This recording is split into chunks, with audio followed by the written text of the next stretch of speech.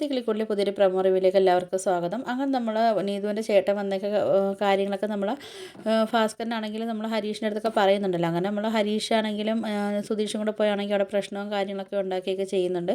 ഇതിൻ്റെ തൊട്ട് പിറക്കെ തന്നെ നമ്മളെ നീതുവിൻ്റെ അച്ഛനും അമ്മയും വന്നിട്ടാണെങ്കിൽ നമ്മളെ കിളിക്കൂട്ടി വീട്ടിൽ വന്നിട്ട് അവിടെ ഇതിനൊക്കെ പ്രശ്നങ്ങളും കാര്യങ്ങളൊക്കെ ഉണ്ടാക്കുന്നുണ്ട് കേട്ടോ. അപ്പം ഇവരിങ്ങനെ ഓരോ പറയുന്നുണ്ട്, ആ വീട്ടിൽ ഒരു പെണ്ണ് വാഴത്തില്ല എന്നൊക്കെ ഇങ്ങനെ പറയുന്ന കേൾക്കുമ്പോൾ നമ്മളെ നിധിക്കാണെങ്കിൽ നല്ലൊരു വിഷമമൊക്കെ വന്നിട്ട് നമ്മുടെ നിധി എന്ത് ചെയ്യുന്നുണ്ട്, നമ്മളെ സുധീഷിനെ വിളിച്ചുകൊണ്ട് അകത്തോട്ട് പോകുന്നുണ്ട് കേട്ടോ. പോയിട്ടാണെങ്കിൽ സുധീഷിൻ്റെ അടുത്ത് പറയുന്നുണ്ട്, ആ പെട്ടെന്ന് ആ താലിമാല ഒന്നിങ്ങ് തന്നേന്നൊക്കെ പറഞ്ഞിട്ട് സുധീഷിൻ്റെ കയ്യിൽ നിന്ന് താലിയൊക്കെ മേടിച്ചിട്ടാണെങ്കിൽ നമ്മുടെ നിധിയാണെങ്കിൽ കഴുത്തിലൊക്കെ ഇടുകയൊക്കെ ചെയ്യുന്നുണ്ട്. നിധിയാണെങ്കിൽ മാലയൊക്കെ കഴുത്തിയിട്ടിട്ടാണെങ്കിൽ പുറത്ത് വന്നിട്ട് നമ്മളെ നീതുവിൻ്റെ അമ്മയടുത്ത് സംസാരിക്കുന്നുണ്ട് കേട്ടോ. നിങ്ങൾ എന്തെങ്കിലും ആവശ്യമില്ലാത്ത കാര്യങ്ങളൊക്കെ പറയുന്നത്, ഞാനിവിടെ വന്നതിന് ശേഷം ഈ വീടിനെക്കുറിച്ച് ആൾക്കാർ പറയുന്ന എല്ലാം ഇല്ലാ കഥകളൊക്കെ ആണെന്നൊക്കെ പറയുന്നുണ്ട്. എനിക്കിവിടെ വന്നിട്ടാണെങ്കിൽ എനിക്ക് ഒരു കുഴപ്പമില്ല, ഞാൻ ഭയങ്കര സന്തോഷത്തില്ല, ഞാനും വലിയൊരു വീട്ടിൽ നിന്ന് വന്നതാണ്, പക്ഷേ അതിനെക്കാട്ടി സന്തോഷം എനിക്ക് ഇവിടെ നിന്ന് എനിക്ക് കിട്ടുന്നുണ്ടെന്നൊക്കെ നമ്മളെ നിധി പറയുന്നുണ്ട് കേട്ടോ. അപ്പോൾ നിങ്ങളെ മോളെ ഇങ്ങോട്ട് അയക്കാൻ നിങ്ങൾക്ക് ഇഷ്ടമുണ്ടെങ്കിൽ അയച്ചാൽ മതി എന്നൊക്കെ പറഞ്ഞിട്ട് നമ്മളെ നിധിയാണെങ്കിൽ പറയുന്നുണ്ട്. അപ്പം ആ ഒരു കൂട്ടത്തിൽ നിധി പറയുന്നുണ്ട്, ഞാൻ സുധീഷിൻ്റെ ഭാര്യയായിട്ട് ഇങ്ങോട്ട് വന്നതെന്നൊക്കെ. അപ്പം ഇത് കേൾക്കുന്ന നമ്മളെ സുധീഷിനാണെങ്കിൽ പിന്നെ ഒന്നും പറയണ്ട, ഭയങ്കര സന്തോഷം കൊണ്ട് നമ്മളെ സുധീഷും ഒക്കെ നിൽക്കുന്നുണ്ട്. അങ്ങനെ പിന്നെ 2-3 ദിവസമൊക്കെ കഴിയുമ്പോഴത്തേക്കും നമ്മളെ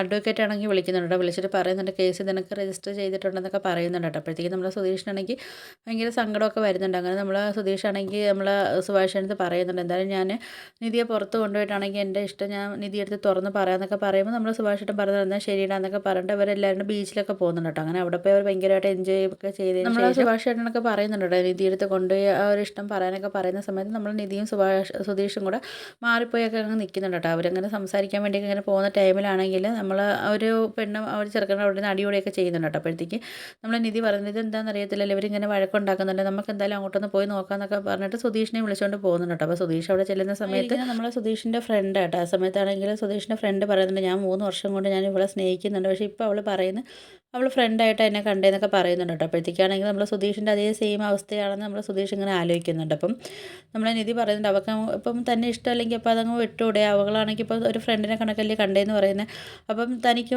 അതങ്ങ് ഉപേക്ഷിച്ചൂടെ എന്നൊക്കെ ഇങ്ങനെ ചോദിക്കുന്നുണ്ട് കേട്ടോ. അപ്പോഴത്തേക്കും നമ്മളെ സുധീഷാണിങ്ങനെ ചിന്തിക്കുന്നുണ്ട്, അപ്പം ഞാൻ ഈ ഒരു ഇഷ്ടം നിധി എടുത്തപ്പം എൻ്റെ ഇഷ്ടം പറയാൻ നിന്നാലും നിധി ഇത് തന്നെ ആയിരിക്കും എനിക്കും തരുന്ന മറുപടി എന്നൊക്കെ പറഞ്ഞിട്ട് നമ്മളെ സുധീഷാണെങ്കിൽ പറയുന്നത്, എന്തായാലും അപ്പം ഇപ്പം പറയണ്ട പിന്നെ ആവട്ടെ എന്നൊക്കെ പറഞ്ഞ് നമ്മളെ സുധീഷാണെങ്കിൽ ഇങ്ങനെ മനസ്സിലിങ്ങനെ വെച്ചുകൊണ്ടൊക്കെ നിൽപ്പുണ്ട് കേട്ടോ. അപ്പോൾ ഇതൊക്കെ കാണിച്ചിട്ടാണ് അടുത്ത ആഴ്ചത്തെ പ്രൊമോ അവസാനിച്ചത്. അപ്പോൾ വീഡിയോസൊക്കെ ഇഷ്ടപ്പെട്ട ഒന്ന് ലൈക്ക് ചെയ്ത് ഷെയർ ചെയ്ത് സബ്സ്ക്രൈബ് ചെയ്തിട്ട് കൂടുതലുള്ള ബെല്ലൈക്കൺ എനേബിൾ ചെയ്ത് ഒന്ന് സപ്പോർട്ട് ചെയ്യണേ.